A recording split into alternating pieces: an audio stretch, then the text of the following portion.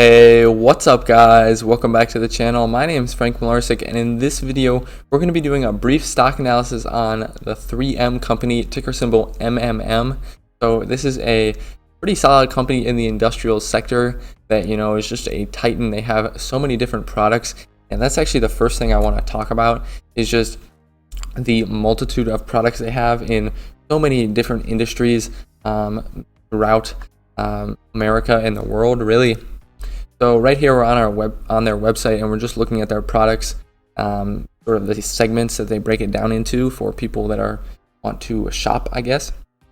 They have abrasives, adhesives, automotive parts, cleaning supplies, coatings, communication equipment, insulation, home, filtration, films and sheeting, electrical, compounds and polishes, lab supplies and testing, medical equipment, office supplies, personal protective equipment, signage and marking, tapes, and tools and equipment. And my dad and I have actually been working on restoring a car over the past few years, and I can tell you we have used a ton of 3M products just on the car alone from lots of these categories. I think we've used them from the abrasives, adhesives, compounds and polishes, probably some of the automotive parts. So it's really crazy, and definitely personal protective equipment when you're painting and stuff like that. You gotta wear like a big respirator like that in that picture there, and definitely with masks and stuff like that. They've definitely gotten a lot of business from that over the last few years. So it's really just crazy how many different products they have, and I think there's a saying that you're always 10 feet away from 3M, basically saying you're always 10 feet away from a 3M product just because how prevalent they are. So I really think that's great, and they do have some good brand awareness there. I also want to talk about some of the financial results, just a brief look at some of the second quarter 2021 results, which is basically from April, May, and June of 2021. So just looking at the highlights here, they said they have sales of $8.9 billion, which is up 24% year over year, and they had local currency sales increase of 21.4%, and then both GAAP and adjusted earnings per share of $2.59, operating cash flow of $1.9 billion, and adjusted free cash flow of $1.6 billion, which is up 2% year over year. And they returned $1.4 billion to shareholders via dividends and share repurchases.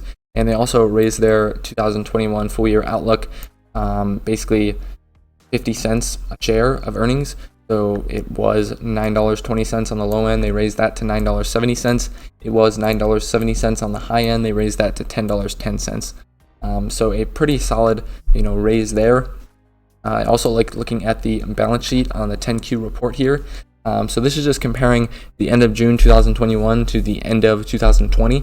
So it's not, that long of a time period. It's only 6 months there, but it can still give us a good idea of how they're doing.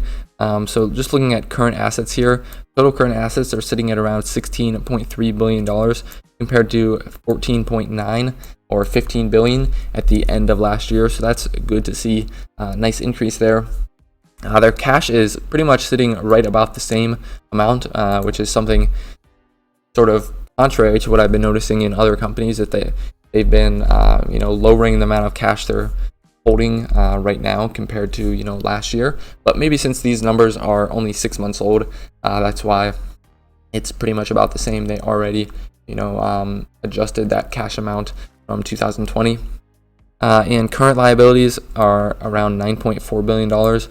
So that's good that they're significantly lower than the current assets, and total liabilities around $34 billion and total assets around $48 billion. So that gives the shareholders a nice equity stake of $14.4 billion, which is really cool to see. And also looking at the dividends and sort of some statistics about the dividends, their yield is right around 3.27% right now, which is pretty solid for a dividend paying company. The payout ratio is 60%, which is very healthy. Obviously they're paying out a decent amount of earnings to shareholders as a dividend, so that's good to see. But they do have a lot of room still to grow that dividend based on that payout ratio.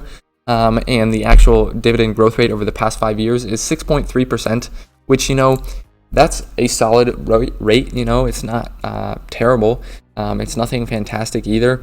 For me, I would like the average for my portfolio to be between 7 and 10% probably. Probably around 8 would be a good mark, I think. That would be, sustainable, but still a nice growth rate. So 6.3% is a little bit on the low end, but they do have that dividend yield of 3%. So that is, pretty solid there already. But the super strong thing for 3M is their dividend growth history of 63 years that they've been growing that dividend. I think one of the longest companies, on the, American markets, New York Stock Exchange, that has been growing their dividend. So it's pretty incredible, that history. And so that gives shareholders a lot of, confidence that they'll continue growing their dividend in the future. And I think that, offsets some of the, not as fantastic things about the dividend growth rate. I'm not saying the dividend growth rate isn't good, it's just not fantastic, which is what I'm looking for when I invest in companies. And looking at some valuation, measures, just looking at that PE ratio, honestly, their PE ratio has been pretty solid and pretty steady over time. I mean, obviously they were in the 10 to 12 range in the early 2010s, but a lot of companies were trading at a bit of a discount compared to today's prices for sure.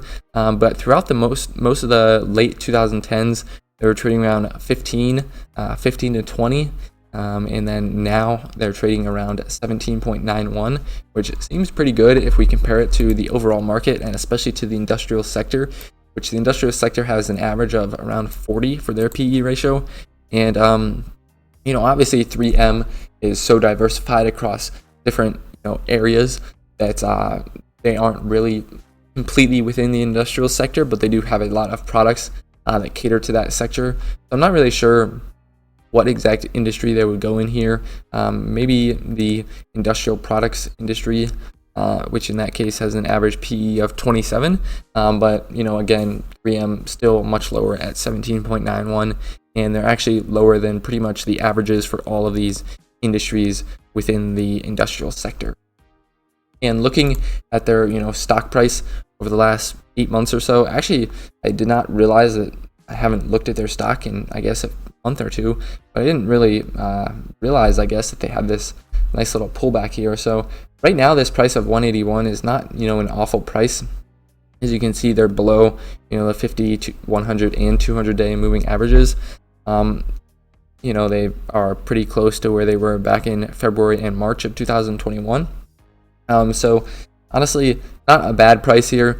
I would definitely probably want to see it drop a little bit lower, closer to this 165 range, just because I think we would need to see a bit more of a discount before I feel comfortable jumping in on 3M. It obviously has that dividend growth rate that is a little bit lower than I want for my portfolio. Obviously you're going to have some companies in your portfolio that have a lower dividend growth rate, and then some companies that are going to have a higher dividend growth rate, and then you're going to get an average somewhere in between. So, it's not the end of the world if they have a 6.3% dividend growth rate, but it is something I want to keep in mind. And so I would like to see it, I think, around this 165 range before I, add that to my portfolio. Maybe even a little bit lower, just because if I don't have that stellar dividend growth rate, I need to know that I'm getting a good deal on the stock and profit on the capital gains as well in the future. So let me know what you guys do think of 3M company. I know a lot of dividend investors are actually pretty big fans of it. It's probably one of the most solid dividend companies out there, as you can see, from their dividend growth history. So let me know if you guys do own it, and I wanted to thank you guys for watching to the end of the video, and I will see you in the next one.